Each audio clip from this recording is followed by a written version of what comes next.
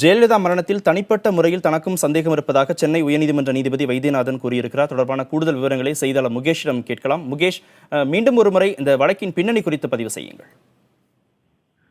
கார்த்திகை, இந்த வழக்கு பாத்தீங்கன்னா ஜெயலலிதா முதலமைச்சர் ஜெயலலிதா மரணத்தை தொடர்ந்து பல சந்தேகங்கள் எழுப்பப்பட்டு வர நிலையில நீதிமன்றம் யாரும் அணுகல. அதாவது ஏற்கனவே டிராபிக் ராமசாமி ஒரு முறை அணுகியிருக்காரு. அது உடல்நிலை சரியில்லாதனால அந்த வழக்கு ஜனவரி 9ஆம் தேதி ஒத்திவைக்கப்பட்டிருக்கு. இந்நிலையில அதிமுகவை சேர்ந்த பிரமுகர், அதாவது அதிமுக சேர்ந்த அடிப்படை உறுப்பினர் என்ற முறையில அரும்பாக்கத்தை சேர்ந்த ஜோசப் என்பவர் ஒரு பொதுநல வழக்கு தொடர்ந்திருக்காரு. அதுல தன்னோட கட்சி பொதுச் செயலாளரான ஜெயலலிதா மருத்துவமனையில் 75 நாட்களாக சிகிச்சை பெற்று வந்த நிலையில உடல் தேறி வருவதாகவும் கூறப்பட்ட நிலையில திடீரென்று மரணம் அடைந்து விடுத்ததாக அறிவிக்கப்பட்டிருக்காங்க. இது தங்களுக்கு முழுமையான நம்பிக்கை இல்லை. இது சில மர்மங்கள் இருப்பதாகவும் அதை கண்டறிவதற்கு 3 உச்சநீதிமன்ற ஓய்வு பெற்ற நீதிபதிகள் அடங்கிய குழுவை அமைக்க வேண்டும் என்றும் ஒரு கோரிக்கை வைத்திருந்தார்.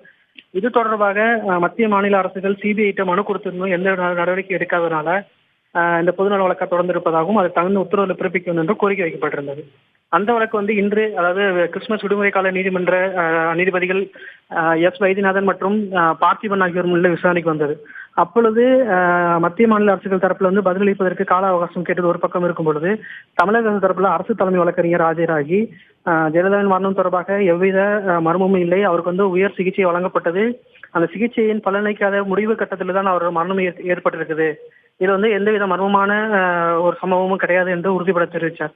அப்போ மத்திய அரசு வழக்கறிஞர் தங்கள் இந்த வழக்கு குறித்து பதிலளிக்க வேணும்னு கால அவகாசம் கேட்ட பொழுது நீதிபதி குறுக்கிட்டு இதுவரை கடந்த 3 மாதங்களாக ஜெயலலிதா உடல்நிலை தொடர்பாக அனைத்து விவரங்களையும் கேட்டுக்கொண்ட நீங்க இதுவரை மாநில அரசு எந்தவித தகவலும் அளிக்காதது போல மத்திய அரசும் மௌனியாக இருந்திருக்குது. அப்படி இருக்கும்போது தற்போது மட்டும் ஏன் பதிலளிக்கிறது கால அவகாசம் கேட்கறீங்கன்னு ஒரு கேள்வி எழுப்பினார். இது மட்டும் இல்லாம இந்த நீதிமன்ற நீதிபதி என்பதை தாண்டி பொதுஜனம் என்ற அடிப்படையில தனக்கும் முதலமைச்சர் ஜெயலலிதாவின் மரணத்துல சந்தேகங்கள் இருப்பதாகவும் அந்த சந்தேகம் எழுவதற்கு காரணம் கடந்த 75 நாட்களாக மருத்துவமனை அவ்வப்போது வெளியிட்ட அறிவிப்புகளும் அதில் ஜெயலலிதா உடல்நிலை முன்னேறி வருகிறார், தொடர்ந்து நடக்கிறார், சாப்பிடுகிறார் என்ற தகவல்கள்லாம் வந்தது. கையசைக்கிறார், கையெழுத்து போடுறார் அப்படின்லாம் சொன்னாங்க. இதே சமயம் இந்த மாதிரி ஒரு சம்பவத்துல முன்னேற்றம் இருக்குன்னு தெரிகிற நேரத்துல திடீர் மரணம் என்பது யாராலையும் நம்ப முடியாதுதான்.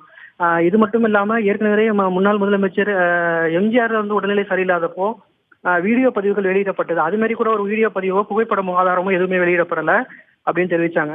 அதே நேரத்தில் ஜெயலலிதாவோட மரணம் சிகிச்சை தொடர்பாக பல கருத்துக்கள் இருந்தாலும் அதுக்குள்ள போய் தான் தலையிட விரும்பவில்லை என்றும், மரணம் தொடர்பான சந்தேகங்கள் எழுப்பப்பட்ட பிறகு ஏன் ஒரு ஆடியோ விசாரணை செய்யல அப்படின்னு ஒரு கேள்வி எழுப்புகிறார். தன்னிடம் இந்த வழக்கு தொடர்பாக யாரும் வழக்கு தொடர்ந்து தன்னிடம் வழக்கு வந்திருந்தால் ஏன் ஆடியோ விசாரணை நடத்தப்படவில்லை என்பதை கேள்வி கேட்டிருப்பேன்.